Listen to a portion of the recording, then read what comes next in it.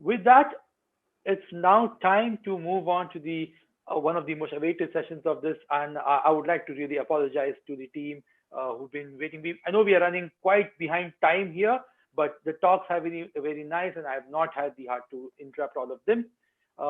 Here now it's time to look at something from the cloud native world. Here with us are Paul Special, Chief Product Officer at Scality, and Nicholas Tranguez, Principal Architect of Scality, and they're going to speak about cloud native data management made easy using Zenko, an overview of Zenko's open source components and how they might be leveraged in the SODA context. Over to you, Paul and Nicholas. Thank you very much. This is Paul Speciali. I'm Chief Product Officer for Scality, and I'm joined by Nicholas Tranguez, who's our Principal Architect. I guess I should share the slides, Anvith, or you will? If you want us to do it, we can do it, but yeah, whatever if you works can, for you. if you can, I think it would be a little easier. All right, Ashit, would you please share the slide? Sure. Yeah, thank you. Okay, thank you very much.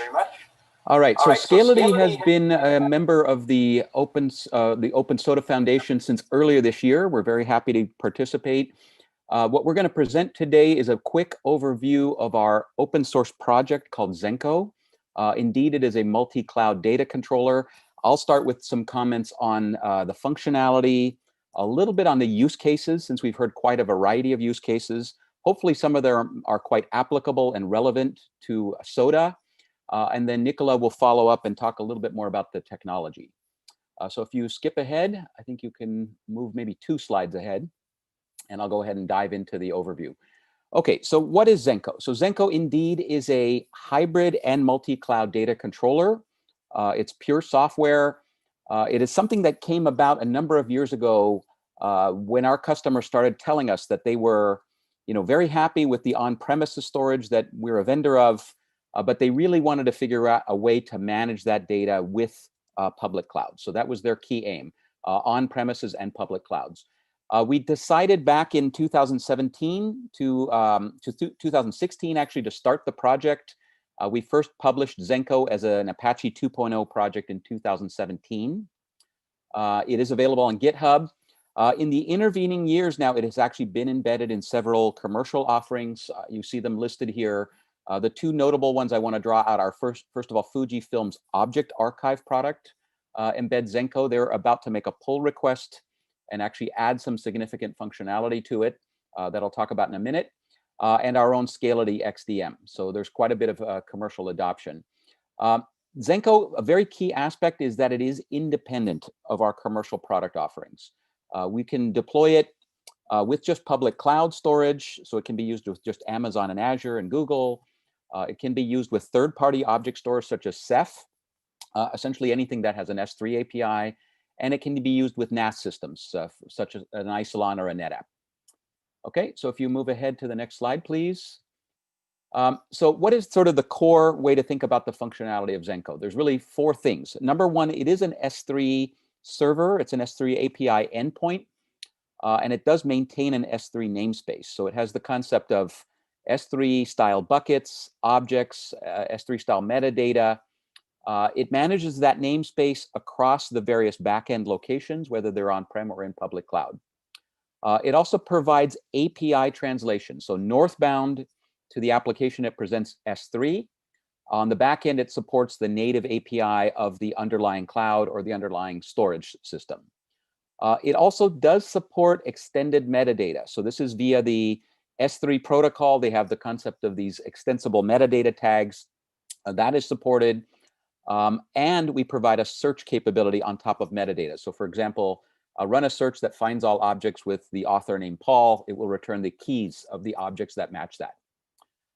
One of the core ideas in Zenko is that we've extended the notion of bucket location in the S3 model. I'll talk about that a little bit more coming up. And that's one of the ways where we provide data management policies to mobilize data across different locations. And I'll speak to that more on one of the next slides. So please move to the next one. All right, so I mentioned that it provides an S3 API endpoint. Indeed, we've implemented a very large part of the API, including many of the advanced functions, things like bucket versioning and CRR and lifecycle management. One of the key ideas is that, as I mentioned, buckets have this idea of a location. It's really an extension of the Amazon region location attribute.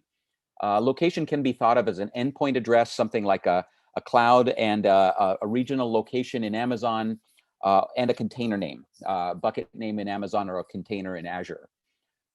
We support two types of mobility policies. The first one are replication. So this is modeled after the Amazon cross-region replication CRR capability. Any bucket you create in Zenko can be configured with that policy. It follows the same rules and the same syntax as the S3 CRR API. In Amazon S3, CRR is one-to-one. You have a source bucket and you prescribe the target bucket for replication. We've extended this to support the idea of one-to-many replication. So there can be multiple target buckets in a configuration. Each of the target buckets can have its own location configuration. So for example, I could replicate from on-prem to an Amazon bucket and a Google bucket simultaneously if I wanted to. Secondly, we do support the bucket lifecycle API as per the Amazon protocol. That's both the expiration and the transition rules. In the Zenko case, transition turns into a move operation. So it actually transitions and moves the objects from the source to the target location bucket. All right, if you move ahead one more slide, please. All right, so let me talk about a few different use cases that we've seen for Zenko out in the real world so far. And let me say that we've really heard many, many different variations of use cases, but these are sort of the common patterns that have come up. Number one, customers do want to store data redundantly. They want to have a business continuance solution. We can support a DR for the data solution through Zenko by being able to store data in both a primary and a secondary location. This allows them to have a primary copy of the data on-prem and another one in the cloud. It doesn't have to be that way. It can be, two copies in the cloud or multiple copies in the cloud, or even one in the cloud and one on-prem, or the target on-prem. So this really enables data DR. Usually it gets combined with an instance of the application both on-prem and in the cloud to have a full redundant infrastructure. Okay, so that's sort of use case one. Move ahead to the next one, please. The next one kind of turns this around a little bit. So we've all heard a lot now about IoT and edge. Zenko is a fairly small footprint runtime. Nicola will talk about how we package it in a few minutes, but it can be put on the edge in a very small type of deployment. One of the things we're able to do then is capture edge data by storing it in a local file system or even caching it locally, so it can be written from an application to Zenko. Zenko can then enable a policy to either replicate or move the data back to the core, to a central data center or even to a cloud. We've started seeing this being of interest to companies that have a lot of devices and sensors and even mobile vehicle type technology. So this is possible to run this in a many-to-one scenario as well. Okay, and move to the next one, please. The third one I want to mention is there's a lot of interest around bursting data to the public cloud. So the scenario here is that customers have a lot of data on-prem. A classic example is a media company. They build up a tremendous number of media files, but they want to make use of cloud services for one or more purposes. What we've heard in media is bursting the files up to the cloud for transcoding. They use the compute burst capabilities in one of the public clouds. Once the files are transcoded, then they can make use of the native CDN, the content delivery services, to deliver the content. We've heard this scenario also for analytics, bursting data from on-prem to an EMR in Amazon, for example, to do some analytics. Okay, so those hopefully gave you a little bit of a flavor for different use cases. We've heard other forms, obviously, things like data archiving. Once the data is old on-prem, lifecycle it off to a public cloud or to a Glacier type service. But these are kind of some of the patterns that we've seen. So with that, let me turn it over to my colleague, Nicola, and he will take it from here and talk about the technology. Yep. Hello, everyone. And indeed, next slide, please. So as Paul already mentioned, Zenko itself is built on a whole bunch of services. It's kind of a microservice architecture where everything kind of starts with the S3 compatible API, which we implement in a service, a project called Cloud Server, which you can see on the top of this kind of architectural diagram. So this exposes your storage using an S3 compatible API, and we go really far in having or implementing S3 compatibility. It's not just the standard CRUD operations, but for example, we also implement IAM. And then at the back end, you have the various storage systems we support. Now here are listed the standard cloud object stores like Amazon S3 or Azure Blob. We also support smaller storage systems, for example, Wasabi, or services you can host on premises as well, not only hosted environments. As part of Zenko, we also have a transient data cache. We need to cache some data before we can send it to the various cloud backends, which helps for performance as well. And then we use MongoDB as the metadata storage. So it's a database, it's a document store. I think every single one of us has heard of MongoDB before. It scales really well, and it really allows us to implement the various features, including, for example, metadata search, quite efficiently. Next to this, because Zenko is not only a storage system, it is also a storage management system. We have everything related to workflows like CRR, expiration policies, and whatnot, which we implement in a set of services we call Backbeat.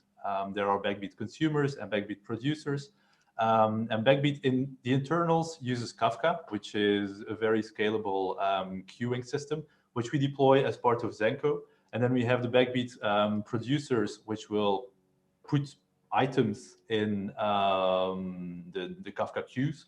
Items work to be performed by a Backbeat consumer, which will then, for example, make sure that your data gets tired from your local on-premises storage to S3, or gets duplicated from S3 buckets also towards Azure containers and whatnot. All of this, and we don't really have an interactive demo of it, but there's definitely some movies on YouTube, and you can also check the Zenko homepage on zenko.io for some screenshots, etc. It's currently managed using a project we call Orbit. It is a UI for Zenko where you can set up your various backends. So Zenko itself would be running inside your data center, inside your cloud, wherever, and I'll go into the deployment architecture in the next slide. Orbit is used to configure. Can we just go back once again? Orbit is used to configure all of this. So this is currently hosted by Scality. However, we are working on a UI you can host yourself as well. So you're not relying on, we host this on AWS, you're not relying on AWS being available. All of this is deployed on Kubernetes, and we use a standard Prometheus stack, including Alert Manager for monitoring. Next slide, please. So deployment, we really built Zenko so it can be deployed basically anywhere. This can be in your core data center, it can be in a cloud, in a hosted environment, it can be on the edges or even IoT. And as I said before, we are using Kubernetes to orchestrate all of this, especially in managed environments. Like in Amazon, you have EKS, on Azure, you have AKS, on Google, you have GKE. But we're not only restricted to the cloud environments, you can also run Zenko on premises, which is actually what most of our customers do nowadays, where then Zenko can be deployed either on bare metal or in VMs if you have an existing VM-based Kubernetes infrastructure. If you do not have any existing Kubernetes cluster, then we also built another project. It's called Metal Kubernetes, which is also open source. You can find it on GitHub, which is a tooling we built to deploy Kubernetes, a highly available and durable long-term Kubernetes cluster, including a whole bunch of operational tooling like dashboards, alerting, storage management, and local storage management, and whatnot, if you want to run Kubernetes in your own data center, after which you can easily deploy Zenko on top of it. Next slide, please. So that was a high-level overview of the Zenko architecture and how you can deploy it either in your data center or somewhere else, as long as you have a Kubernetes cluster available. This is more about where Zenko sits within your application and how we manage metadata. As said before, we support functionality like metadata search. Now there are two ways in which Zenko can work with your storage. Either Zenko sits in band, and you use the S3 endpoint exposed by the cloud server service to put objects, create buckets, put objects, retrieve objects, delete objects, whatnot. And Zenko, being in the data path, has a strongly consistent view of the data. So the metadata we store in MongoDB is an exact representation of what is also stored, what we know is stored in, for example, a backing AWS S3 bucket. However, if your application cannot work or cannot be deployed that way, then Zenko can also sit out of band, so to say. So your application interacts with AWS S3, for example. Again, it could also be Azure Blob or Google directly using their endpoints and, of course, their APIs. And Zenko can be deployed next to it in a way that it will asynchronously, because it's not sitting in a data path, figure out that new objects have been created, old objects have been deleted, whatnot, and as such reflect the bucket content in the metadata we manage. All of this is done either through notification APIs, or if, for example, you are using a NAS, which is a standard file system backing the Zenko for storage. We do this currently using directory scanning, so basically scanning your file system once in a while.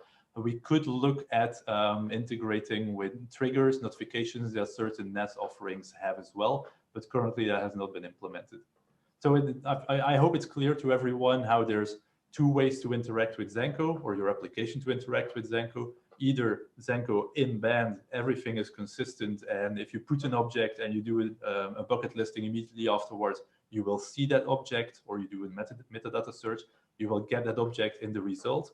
If Zenko sits out of band, then as long as the asynchronous reconciliation has not happened, Zenko will not be able to return information about that object. Now, this asynchronous reconciliation can be really fast. However, there is a certain delay, which is just a physical fact we can't really work around. If there's any questions on the architecture or deployment, please raise. I think we have a little bit of time for questions. And that was our presentation. Please check out zenko.io for more information, or of course, Zenko is on GitHub as well. I put a couple of links in the SODA Foundation Slack as well. Thank you. Thank you. Thank you so much, Paul, and thank you so much, Nicholas. I know it's late for you guys, and you waited for so long. Thank you for the session. And if we do get any questions, we are in touch with you. We will definitely pass them along to you, and we'll get them sorted out. And thank you for introducing us to Zenko. Sounds like a very interesting project, and we are very looking forward to working with you. Thanks, everybody, for your time. Appreciate it. Thank you again. All right, then.